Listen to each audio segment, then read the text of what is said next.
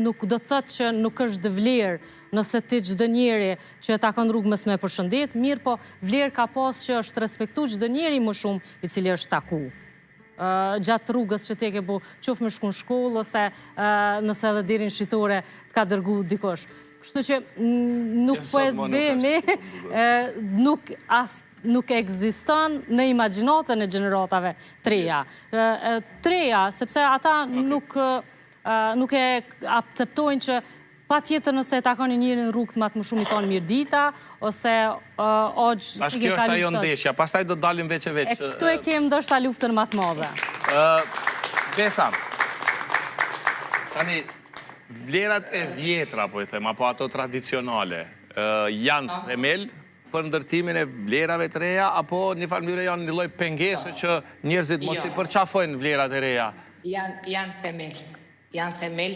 E si kemi ne këtë themel? Për shembull, në qoftë se dikur konsideroj vlerë, dikur, dhe unë të cilën akoma edhe sot e konsideroj vlerë, dikur konsideroj vlerë familja dhe respekti, siç e ceku zonja parafolse, respekti për të moshuarit, respekti për mysafirin, respekti për komshin, fjala e babait, fjala e nënës, e gjyshërve ka pasur pesh. Fëmijët janë mësuar më shumë të dëgjojnë se sa të dëgjohen. Këtu nuk më ka pëlqyer shumë, se dhe ne, si gjenerati mi prekur pak nga kjo, më shumë kemi dëgjuar, se sa jemi dëgjuar, megjithatë jemi rritur të lumtur.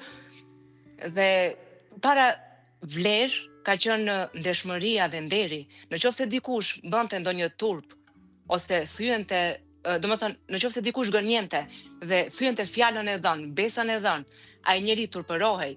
Ai mbase mbylli në shtëpi me javë, me muaj, ndoshta edhe e linte vendin ku ishte sepse ndjej i turpëruar. Sot ky njeri quhet i gjinshëm, sot ky njeri quhet i zgjuar. Bravo, ja doli, sa javë që është.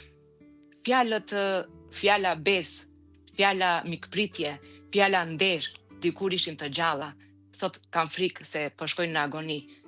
Puna dhe diniteti, sigurisht, puna dhe diniteti, përpara njeriu burri i cili punonte, sigurisht fizikisht, ai respektohej fuqishëm nga bashkësia, nga rreti i cili jetonte, sepse ai luftonte për ekonominë, për shtëpinë, për familjen e vet. Sot nuk është e njëjta gjë. Dhe do të lidhem me zonjën, më fal, vetëm këtë desha ta them, do të lidhem me se më pëlqeu e ceku individualizmin. Ne sot e vuajmë individualizmin ekstrem. Dhe individualizmi në vetvete nuk është i rrezikshëm dhe nuk është i keq. Në Evropë individualizmi funksionon kështu. Thot, unë e bëra, unë e kam bërë ose unë do ta bëj. Individualizmi në Evropë. Ndërsa këtu tek ne individualizmi funksionon. Unë jam, unë e njoh këtë. Dhe kjo është diferenca mes nesh edhe një individualisti evropian. Sot individualizmi tek ne është, domethënë, ka arrit, është më shumë për vetveten, më pak ndjeshmëri dhe më pak bashkëtesë. Me qenë se na nxorret aty pikrisht tek krahasimi i këtyre çfarë vlerësohej dikur dhe sot, e kemi ne një grafikon me 5 çështje që do t'i diskutojmë dhe para është pikrisht kjo. A mund ta kemi ledin nderi dhe respekti për familjen, pra. Deri në vitet 90-ta, deri në fund viteve 90-ta, e para ishte nderi dhe respekti për familjen. Sot numër 1 është suksesi personal dhe dukshmëria. Këtë veç se ju filluat ta diskutoni. Këto janë çështjet që i kemi ngritur ne si pyetje.